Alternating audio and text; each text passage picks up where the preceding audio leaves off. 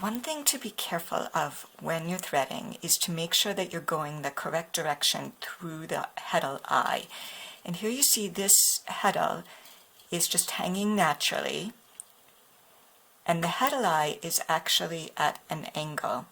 So you want to make sure when you're threading that you don't accidentally pick up your heddle this way and thread it backwards. If you do that, you'll see that the thread is coming out from your reed and going back and coming at you, kind of in an S shape.